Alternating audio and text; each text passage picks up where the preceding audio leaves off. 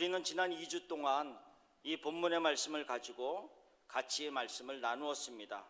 우리가 먼저 기억해야 할 것은 31절에 나오는 여호와를 앙망하는 자에서 앙망이라고 하는 단어의 의미가 무엇인가 라고 하는 것입니다. 계속 제가 반복하기 때문에 여러분들이 이제 많이 익숙하게 기억이 나실 겁니다.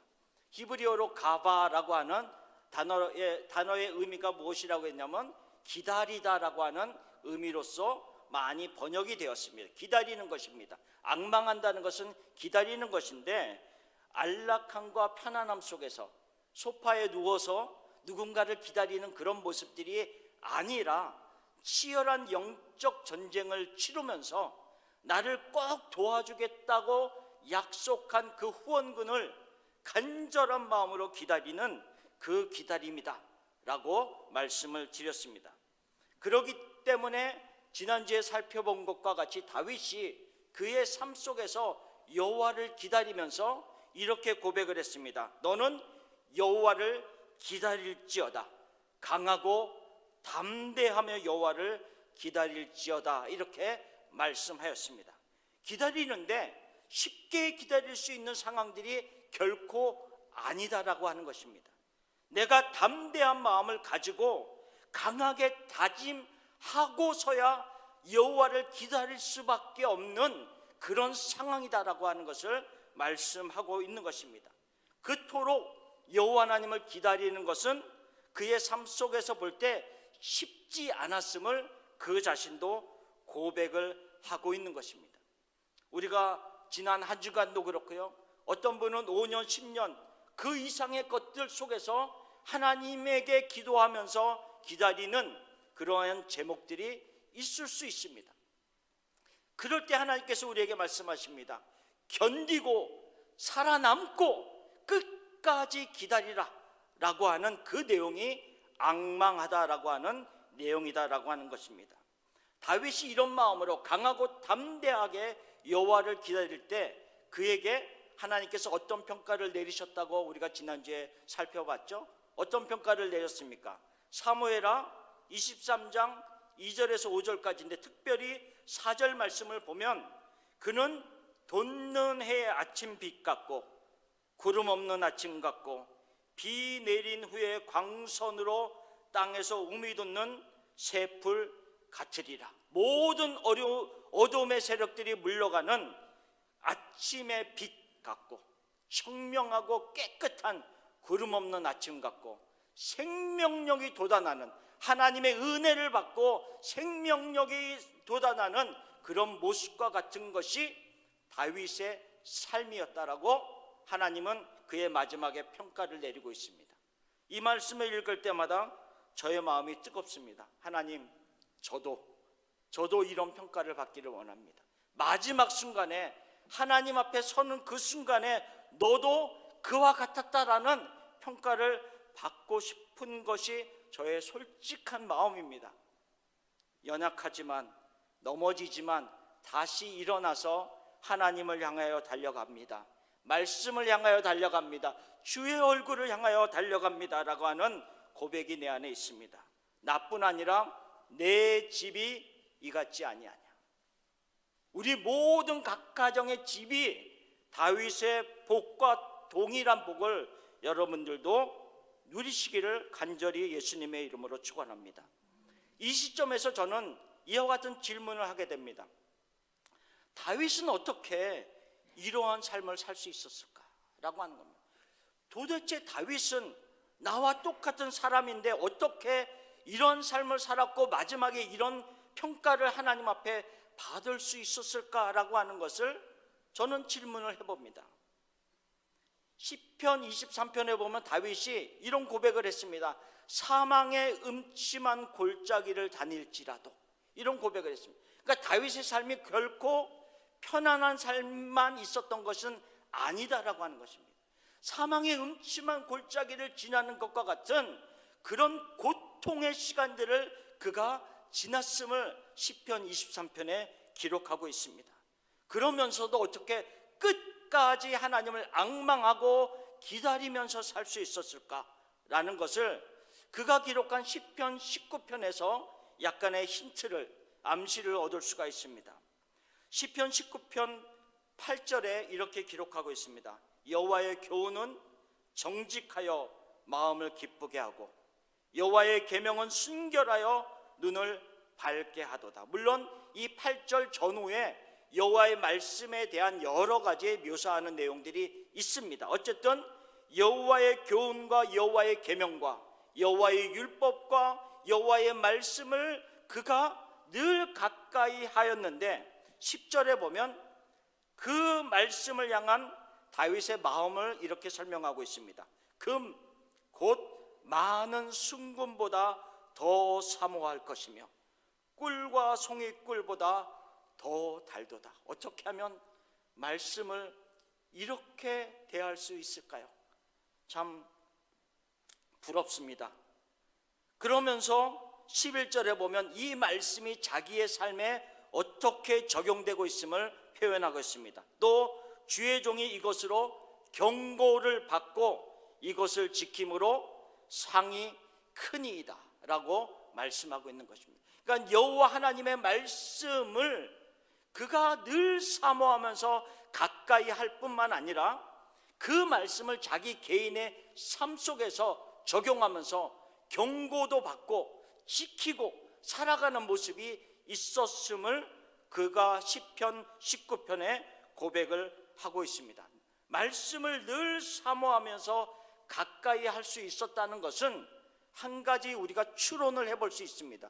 그것은 뭐냐면 말씀에 기록하여 있는 하나님에 대하여 그가 올바르게 알고 있었다는 거죠. 하나님을 제대로 알고 있었다. 하나님에 대한 지식을 나름대로 정확히 알고 있는 모습이 다윗이 가지고 있는 모습이었다라고 성경은 기록하고 있는 것입니다. 그러기에 이런 고백을 다윗이 할 수 있었습니다.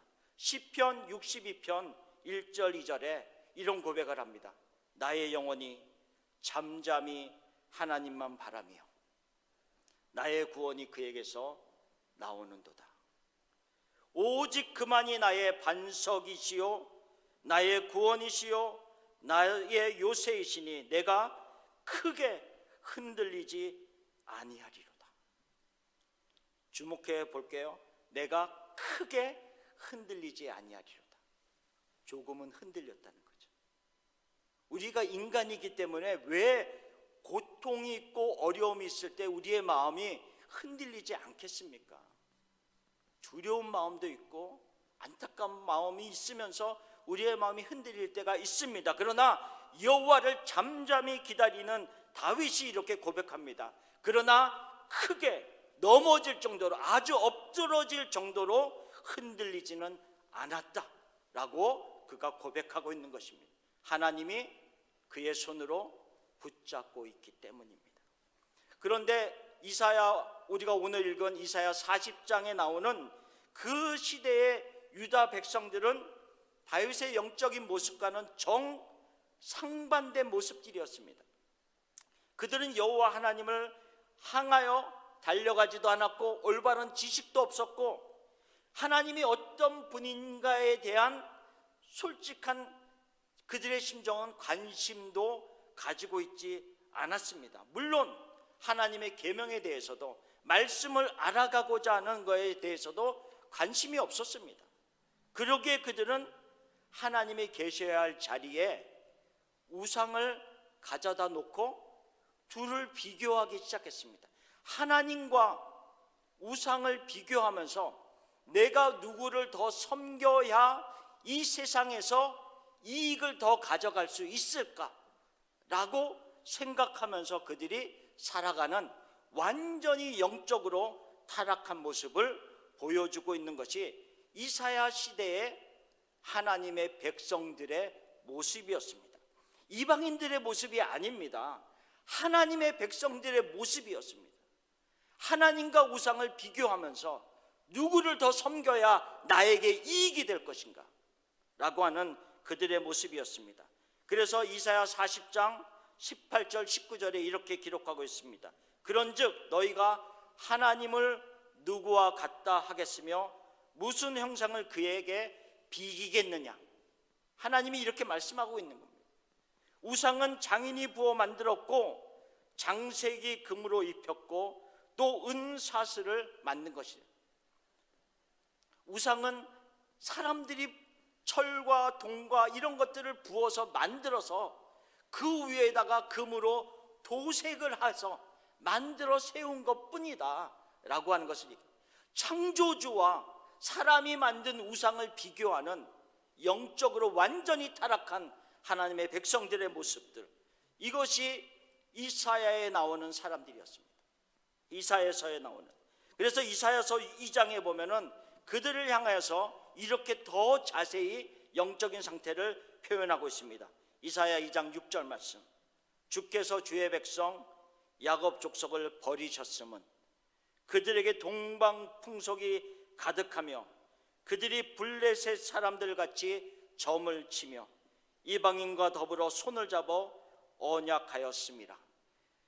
이스라엘 백성들이 가나안을 점령하지 않았습니까? 그런데 가나안을 점령하고 나서 오히려 그곳에 살고 있는 사람들에게 영적으로 점령을 당합니다. 얼마나 기가 막힌 일입니까? 그 땅을 하나님이 주셔서 그들이 점령을 했는데 영적으로는 오히려 그들을 닮아가는, 그래서 블레셋 사람들 같이 점을 치며 동방풍속이 가득하며 라고 그들을 향하여 하나님이 말씀하고 있습니다. 7절에 그들이 누리고 있는 온갖 부를 얘기하고 있습니다. 그 땅에는 은금이 가득하고 보화가 무한하며 그 땅에는 마필이 가득하고 병거가 무수하다. 그들이 누리는 재물들은 엄청 많이 하나님으로부터 받았다라고 얘기하고 있습니다. 그런데 그것만 있는 것이 아니라 8절에 뭐라고 얘기하고 있느냐 하면 그 땅에는 우상도 가득하므로 그들이 자기 손으로 짓고 자기 손가락으로 만든 것을 경배하며 라고 얘기하고 있습니다.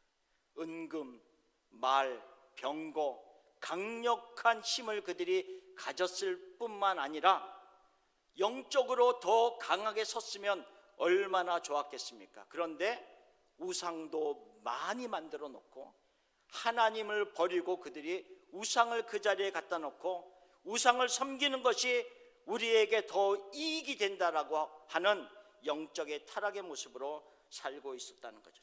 철저히 영적으로 무너져 있는 그 모습을 호세아 선지자는 이렇게 말하고 있습니다.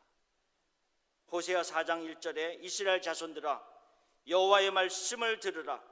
여호와께서 이 땅 주민과 논쟁하시나니 이 땅에는 진실도 없고 인애도 없고 하나님을 아는 지식도 없고 라고 얘기했어요. 그리고 6절에는 내 백성이 지식이 없으므로 망하는도다. 어떤 지식이요? 하나님을 아는 지식이 없으므로 망하는도다 라고 얘기합니다. 알고 모르는 것에는 너무나도 완전한 차이가 있습니다. 완전히 다른 관점을 가져오게 됩니다. 한 가지 예를 들겠습니다. 어느 30대로 보이는 아버지가 한 5살과 3살 되는 아들 둘을 데리고 음식점에 들어왔습니다. 그리고 음식을 주문합니다. 그리고 기다리는 동안에 아이 둘이, 남자아이 둘이 5살, 3살이니 어떻겠습니까? 둘이서 장난을 치고 떠들고 막 옆에 있는 사람들이 성가하실 정도로 그렇게 행동을 합니다. 그런데 아버지가 아무런 제재를 하지 않냐고 그냥 천장을 멍하니 쳐다보면서 그러고 있는 것입니다. 옆에 있는 사람들이 다 쳐다보면서 뭐라고 얘기는 못하지만 마음이 불편합니다. 속으로 저 아버지를 비난하기도 합니다.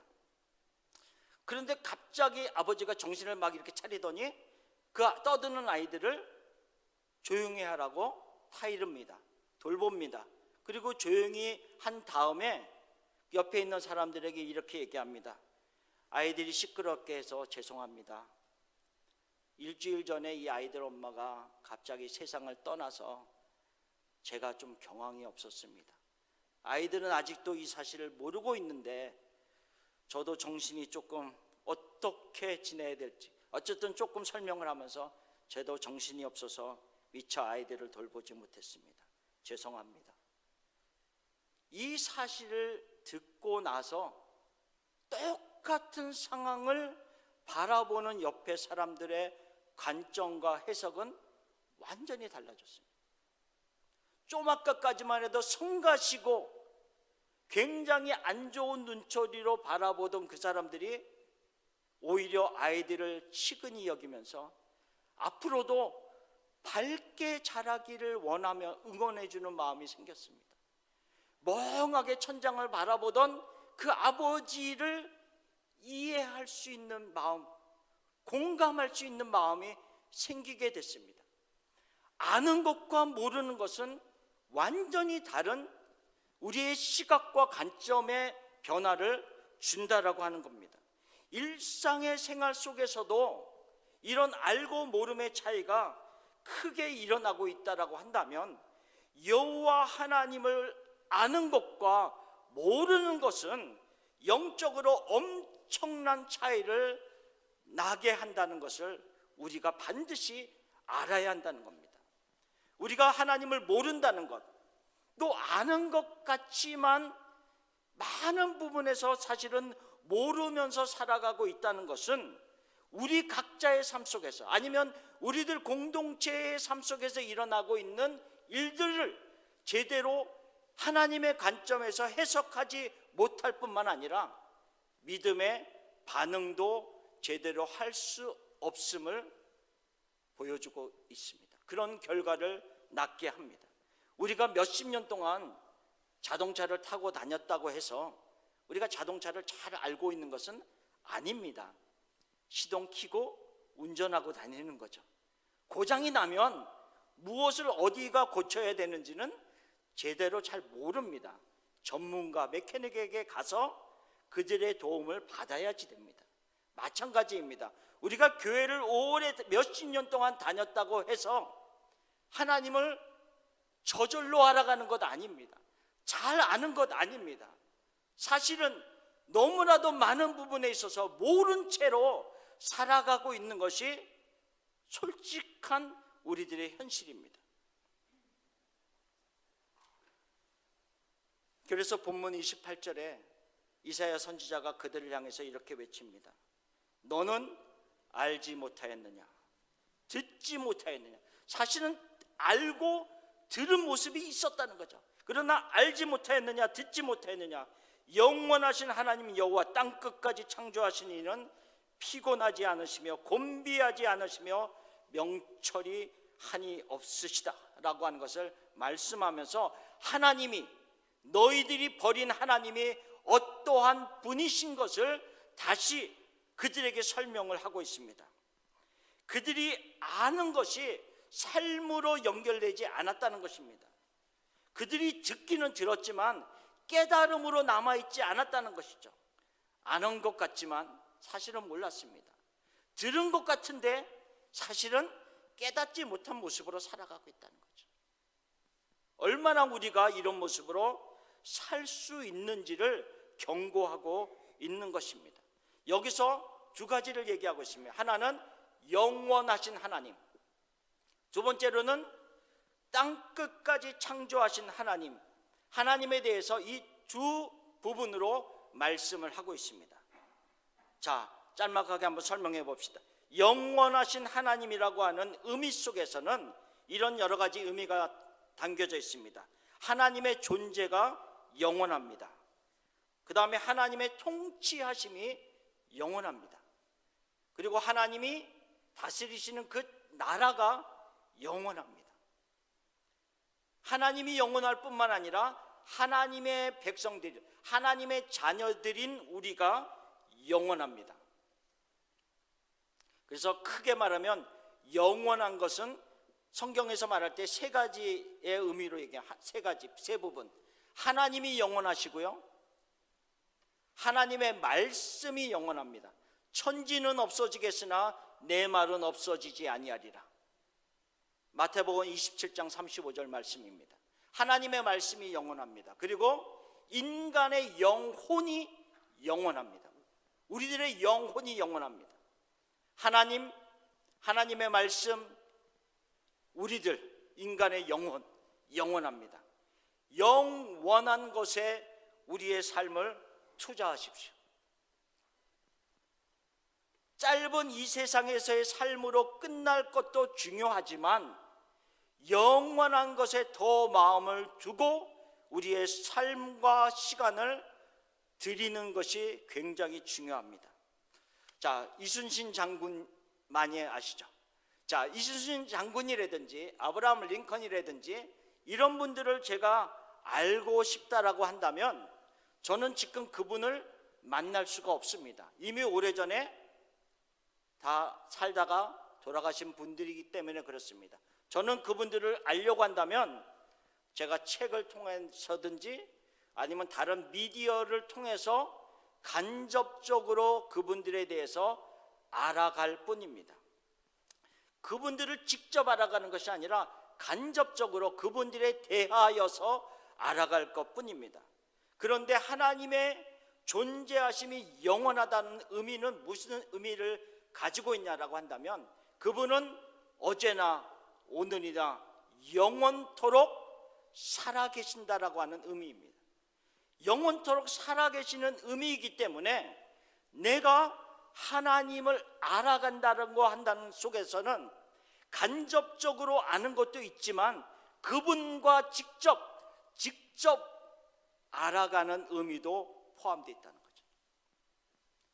과거의 위인들처럼 이순신 장군이나 아브라함 링컨이나 이런 사람들처럼 과거에서만 존재했던 사람들이라면 내가 그분과 직접 경험을 통해서 알아갈 수는 없지만 하나님은 지금도 살아계신 분이시기 때문에 얼마든지 우리가 직접적으로 그분을 경험을 통해서 알아갈 수 있다는 의미입니다. 그래서 하나님을 안다라고 했을 때 히브리어의 야다라고 하는 히브리어와 그 다음에 헬라어의 기노스코라고 하는 그 헬라어와 히브리어 다 어떤 의미를 가지고 있냐면 직접적인 경험을 통하여서 알아가는 것을 의미합니다.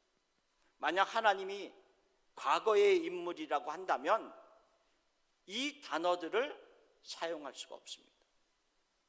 그분은 지금도 살아계셔서 우리와 함께 하시고 우리가 말씀을 향하여 달려가고 기도의 자리로 달려가고 우리의 삶 속에서 일어나는 여러 가지 일들 속에서 하나님의 역사를 경험하면서 그분을 직접적으로 알아갈 수 있는 것입니다. 영원하신 하나님이시기 때문에 우리들도 영원성을 가지고 있습니다. 요한복음 5장 24절에 이런 말씀이 기록되어 있습니다. 내가 진실로 너희에게 이르노니 내 말을 듣고 나 보내신 이를 믿는 자는 영생을 얻었고 그랬습니다. 심판에 이르지 아니하나니 사망에서 생명으로 옮겼느니라. 영생을 얻었고 이미 우리는 영생을 얻은 존재라고 얘기하고 있습니다. 어떤 사람들이요? 예수님의 말씀을 듣고 하나님을 믿는 자들은 영생을 얻었고 우리는 영원한 생명이 있음을 얘기하고 있습니다. 그렇기 때문에 영원한 생명을 소유한 우리들은 이 세상에서 얻는 이익만을 위하여 하나님과 다른 것들을 저울질하면서 내가 이 세상을 살아갈 때 무엇이 나에게 더 이익이 될 것인가를 저울질하면서 살아가는 어리석음을 저지르면 안 된다. 오래전에 아프리카에 처음 개방되어서 백인들이 들어갔을 때 그 아프리카 사람들이 조개 껍질로 목걸이를 만들어서 아주 자랑을 했습니다. 그런데 더 귀한 진주는 버렸습니다. 진주는 버리고 조개 껍질로 목걸이를 만들어서 자랑하는 그 어리석음들. 하나님과 우상을 비교하면서 무엇이 더 이익이 될까라고 하면서 진주는 버리고 조개 껍질로 목걸이를 만들듯이 다른 것을 취하는 어리석음들이 하나님의 백성들 안에서 이루어지면 결코 안 되지 않겠습니까? 초등학생 5학년이 있었습니다. 그 아들에게 아버지가 시편 23편의 말씀을 설명하고 있었습니다. 여호와는 나의 목자시니 라고 하면서 그 부분을 설명하고 있는 아버지와 아들이 한국분이 아니었던 것 같습니다. 그래서 영어로 얘기했겠죠. 그러면서 이렇게 설명했습니다. The Lord is my shepherd. 이렇게 얘기했어요. 손가락을 이렇게 보여주면서 The Lord is my shepherd. 그러면서 아버지가 뭐라 그랬냐면 어려운 일이 있을 때마다 요 약지 my shepherd, 내 목자라고 하는 여기를 꼭 잡으면서 목자이신 하나님이 나의 하나님을 기억하라라고 설명을 했습니다. 그래서 이 아이가 아버지의 말을 잘 듣고 여기를 꼭 어려운 일이 있을 때마다 여기를 꼭 나의 목자이다, 나의 목자이다. 그런데 얼마 시간이 지난 어느 날 참 안타까운 일이 벌어졌습니다. 그 아이가 있던 건물이 무너져 내리는 사고가 일어났습니다. 그래서 많은 구조의 작업을 하면서 애타게 많은 사람들을 구조하고 그 아이를 찾는데 그 아이를 찾았을 때 이미 죽은 모습이었습니다. 그런데 특이한 점이 하나 있었습니다. 그 아이가 이렇게 꼭 잡고 있는 모습으로 죽어 있었습니다. 너무나도 안타까운 일이지만 만약 이 세상의 삶이 끝이라고 한다면 이런 사건들을 대할 때 우리가 어떻게 이것을 해석할 수 있겠습니까? 만약 믿는 자들의 삶이 이 세상에서의 삶으로만 끝난다라고 하면 단순히 비참한 모습으로 죽은 이 같은 모습 속에서 우리가 무슨 관점으로 해석을 할 수 있겠냐라고 하는 거죠. 복음을 전하던 스데반은 돌에 맞아 죽었습니다. 오늘 본문의 말씀을 쓴 이사야 선지자는 히스기야의 왕 아들인 므낫세 왕 때 톱으로 켜서 순교를 당했습니다. 내려오는 전승에 의하면. 세례 요한은 목이 잘려 죽임을 당했습니다. 이 세상의 삶이 끝이라고 한다면 우리가 영원한 삶을 우리가 부인하고 이 세상의 삶이 끝이라고 한다면 이렇게 죽은 하나님의 사람들을 어떻게 우리가 해석을 해야지 정당하던 해석이라고 볼 수 있을까요? 우리들의 모든 삶은 이 세상의 삶이 끝이 아닙니다. 그래서 영원한 생명을 소유한 우리들은 가져야 될 꼭 관점이 하나 있습니다.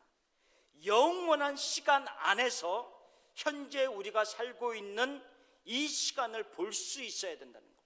다시 영원한 시간 속에서 하나님의 시간 속에서 내가 현재 살고 있는 이 한정된 시간을 바라보면서 해석해야 되고 내 삶이 끝나도 이 세상의 삶이 끝나도 또 다른 영원한 삶이 있다는 것을 확실히 우리가 알고 이 관점에서 우리가 바라봐야 된다라고 하는 겁니다. 이것이 영원하신 하나님이다라고 이사야 선지자가 말하고 있는 그 관점 안에 다 포함되어 있는 내용들입니다. 여호와를 안다라고 하는 것은 하나님을 앙망할 수 있게 합니다.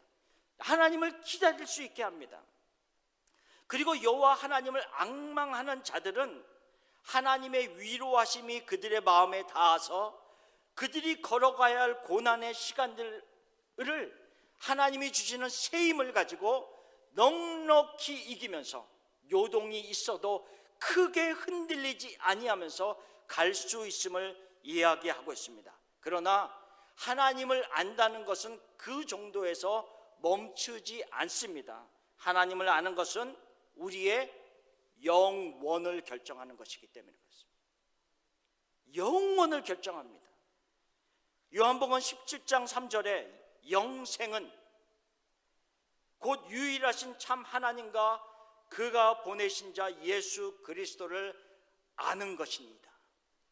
우리가 들어서 그냥 알고 스쳐가는 그런 아는 것이 아니라 우리가 경험을 통해서 믿음을 통해서 그를 받아들이고 아는 것을 의미합니다. 우리가 하나님을 아는 것, 예수 그리스도를 아는 것은 우리의 영원을 결정하게 됩니다.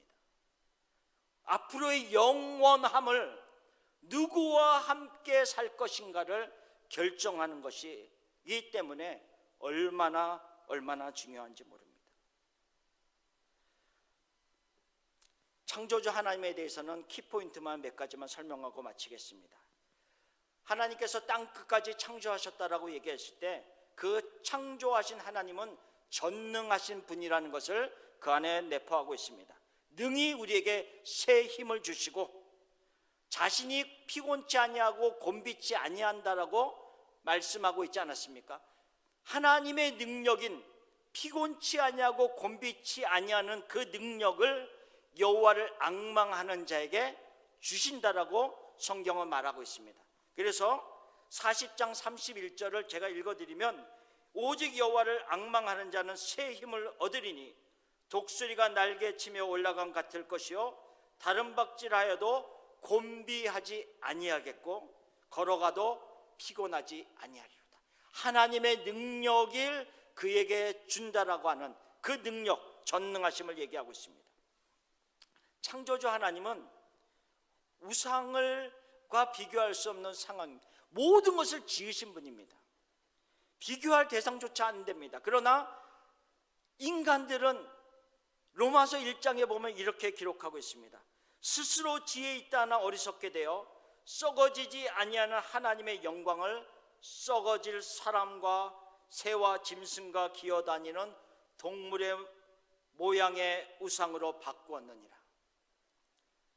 이 말씀을 읽다 보니까 제 앞에 이런 게 하나 있더라고요. 아니 이거는 우상은 아닙니다. 조각물입니다. 그냥 독수리, 잘 안 보이시죠? 독수리 모양입니다. 근데 그냥 제가 갖고 왔습니다. 왜? 인간이 이런 것들을 만들어 놓고 섬깁니다. 자기가 만들어 놓고 자기가 섬깁니다.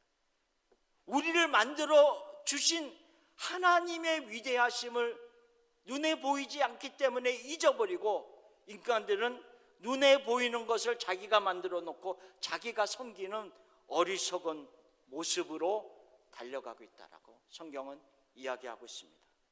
정리합시다. 여호와를 앙망하는 자, 새 힘을 주신다라고 말씀하고 있습니다. 그런데 이 새 힘은 여호와를 알지 못하는 자에게는 일어날 수가 없습니다. 하나님이 주시는 힘이시기 때문입니다. 그렇기 때문에 우리는 얼마나 하나님을 알고 있는가, 또한 얼마나 우리는 하나님을 힘써 알아가고 있는가를 우리는 점검해 볼 필요가 있습니다. 나는 하나님을, 예수님을, 성령님을 과연 얼마나 알고 있는가? 제가 이런 질문을 하고 마칩니다. 이제부터는 각자가 이 질문을 가지고 나의 삶 속에서 적용하면서 내가 얼마나 힘써서 하나님을 알아가고 있는가를 스스로 점검하면서 하나님이 원하시는 자리로 달려가시는 여러분들이 되시기를 간절히 예수님의 이름으로 축원합니다.